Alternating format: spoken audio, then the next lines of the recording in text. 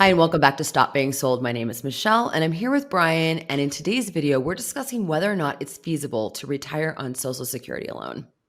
Michelle, Social Security wasn't meant to be the only source of income in retirement, but for so many folks, it is. It is the only source.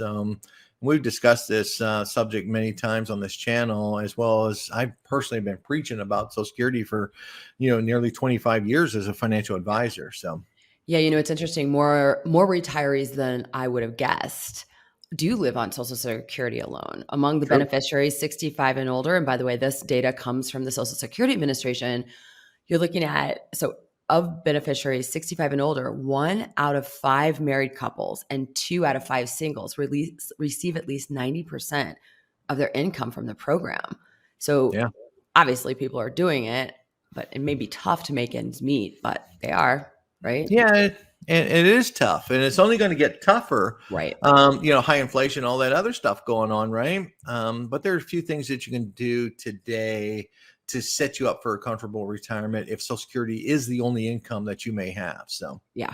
All right. Well, before we get to that, if you like the content of this video, hit that like button, help us grow this channel. If you have comments, leave them below this video. And also don't forget to subscribe so you don't miss another video from us. All right, Brian, what's the first tip you have for us? this is a big one, and we talk about it quite a bit on the channel. Michelle, it's the first tip is to eliminate debt. Yeah. Yeah, I mean, it's that simple. Before you take the plunge into retirement, make it a goal to pay off your biggest monthly expenses, like your mortgage, car payments, and credit cards. Credit cards. Michelle, some of them car payments are as high as some people's mortgages today. Yeah. It's insane. Yeah. So if you've just got Social Security income and zero debt, it is very possible to live comfortably in retirement. So if you can't pay off your current mortgage, consider downsizing. Yeah. Near retirees may opt to downsize in retirement to make ends meet. Imagine this, Michelle. You're nearing retirement with, let's say you got like 5 years to go. Okay. You've sold your home, you've downsized, you paid cash for a new home, and have, let's say, $200,000 left or $50,000 left, whatever it may be, right? Right. How much of your current debt could you pay off with that extra money from the sale of your last home? Yeah. And you could go and pay down your current debt. And if you don't have enough to get completely debt free, you can take what you were paying for the old mortgage and pile it into your debt each month until it's paid off in full. Then take that same payment and pile it into your retirement account until you retire. You got a big opportunity either way here.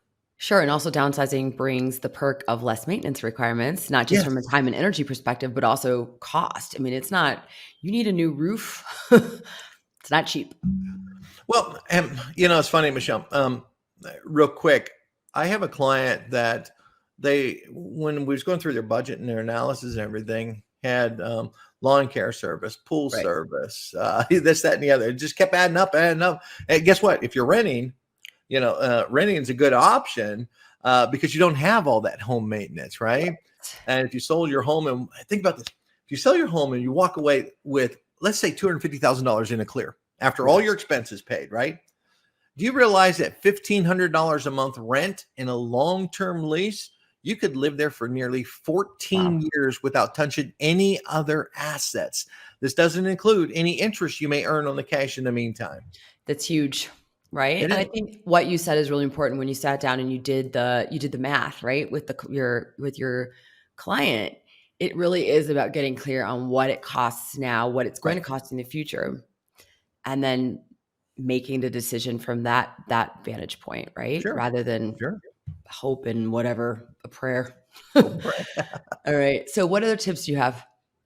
Probably the last and most important tip, Michelle, is to, if you know Social Security will be your only income, is try to maximize your Social Security benefits before retirement. Okay. Okay. So you need to try to maximize your Social Security benefits depending on your filing status.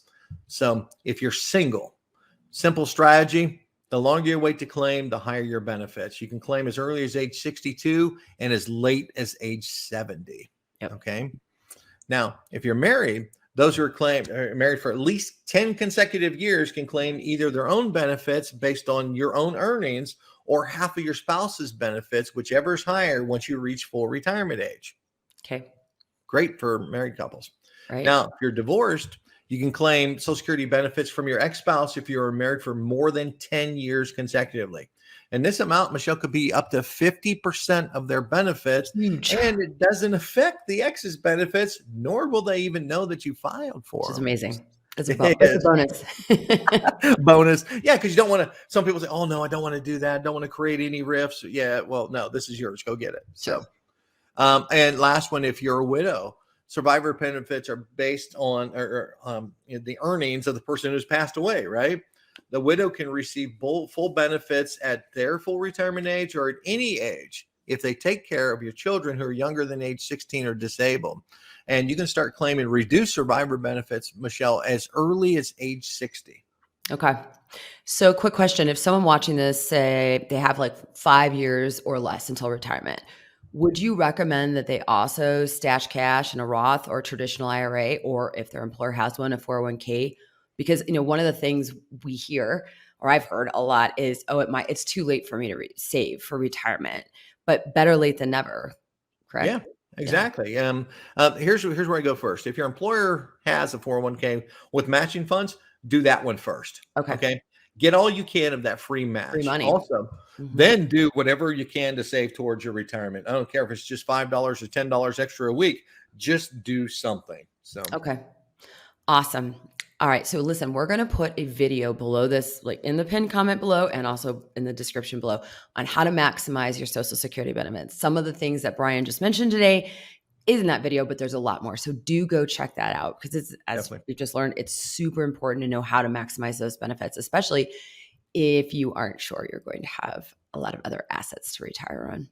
So true. End of story, right? All right. If you like the content of this video, hit that like button. Don't forget to subscribe. Brian and I are always putting out videos on Social Security updates, anything going on with legislation. We cover it as it happens. Hit that like button. Don't forget to subscribe. You got comments? Leave them below. All right, Brian, thanks so much.